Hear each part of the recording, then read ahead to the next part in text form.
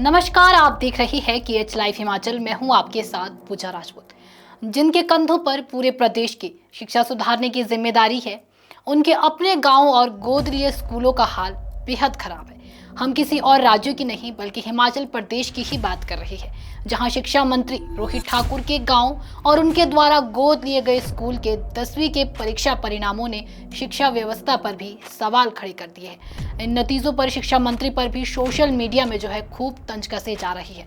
मगर एक हकीकत तो ये भी है कि इन परिणामों को देखकर सवाल उठना जरूरी हो जाता है कि हिमाचल प्रदेश की शिक्षा व्यवस्था का हाल बेहाल क्यों हो रहा है। शिक्षा मंत्री का गांव पौंटाधार इसका सबसे बड़ा उदाहरण बनके सामने आया है। इस गांव के सरकारी स्कूल में जब कक्षा 10वीं का परीक्षा परिणाम आया तो सभी चौंक गए। इस स्कूल से केवल 6 बच्चों ने परीक्षा दी और हैरानी की बात तो यह है कि सभी के सभी विद्यार्थी फेल हो गए, यानी कोई भी बच्चा पास नहीं हो पाया।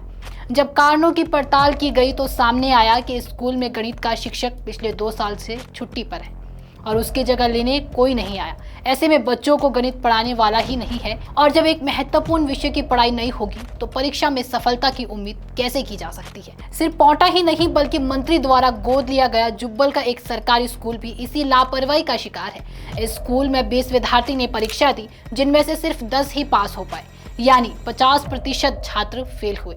इसी क्षेत्र के कन्या स्कूल की हालत भी कुछ अलग नहीं थी। वहां 19 छात्राओं ने परीक्षा दी, जिनमें से 8 छात्राएं फेल हो गई। ये आंकड़े खुद मंत्री के कार्य क्षेत्र की शिक्षा स्थिति को साफ साफ दर्शाते हैं। स्कूलों के प्रिंसिपल्स की प्रतिक्रियाएं भी इस व्यवस्था की कमजोरी को उजागर करती है। पौंटा स्कूल के प्रिंसिपल ने खुद माना है कि गणित शिक्षक की अनुपस्थिति की वजह से पढ़ाई प्रभावित हुई है। वहीं जुब्बल स्कूल के प्रिंसिपल के पास कोई स्पष्ट जवाब नहीं था कि इतनी संख्या में बच्चे क्यों फेल हुए। कन्या स्कूल के प्रिंसिपल को बेहतर परिणाम की उम्मीद थी, लेकिन खराब नतीजे देखकर वे भी निराश हो गए। यह सब दर्शाता है कि हिमाचल सरकार द्वारा किए जा रहे शिक्षा सुधार के दावे केवल घोषणाओं और भाषणों तक ही सीमित है। जब मंत्री जी अपने गोद लिए स्कूलों का ही स्तर नहीं सुधार पा रहे तो पूरे प्रदेश की शिक्षा व्यवस्था कैसी होगी, यह सहज ही अनुमान लगाया जा सकता है। यह स्थिति सरकार और शिक्षा विभाग की जवाबदेही पर गंभीर सवाल खड़े करती है। अंततः यह समझना जरूरी है कि शिक्षा केवल नीतियां बनाने से नहीं चलती, बल्कि उसे जमीन पर उतारने के लिए ईमानदारी, निरंतर निगरानी और जवाबदेही की जरूरत होती है।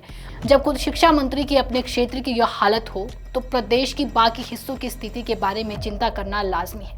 हिमाचल प्रदेश की यह स्थिति बेहद ही चिंताजनक है। शिक्षा मंत्री के अपने गांव और गोद लिए स्कूलों में लगातार खराब परीक्षा परिणाम यह दर्शाते हैं कि शिक्षा व्यवस्था केवल घोषणाओं और कागजी योजनाओं से नहीं चल सकती। जब जमीनी स्तर पर शिक्षक ही उपलब्ध नहीं होंगे तो किसी भी सुधार की उम्मीद करना बेईमानी होगी। सरकार को इस ओर गंभीरता से ध्यान देना चाहिए और ठोस कदम उठाने चाहिए, वरना प्रदेश के बच्चे इसी कमजोर सिस्टम के शिकार बनते रहेंगे। अगर आपको वीडियो पसंद आई हो तो वीडियो को लाइक, कमेंट, शेयर और हमारे Facebook page KH live Himachal को फॉलो अवश्य करें। साथ ही अगर आप हमारे इस वीडियो को यूट्यूब चैनल के माध्यम से देख रहे हैं तो हमारे यूट्यूब चैनल को भी सब्सक्राइब जरूर करें। फिलहाल के लिए इस वीडियो में इतना ही। धन्यवाद।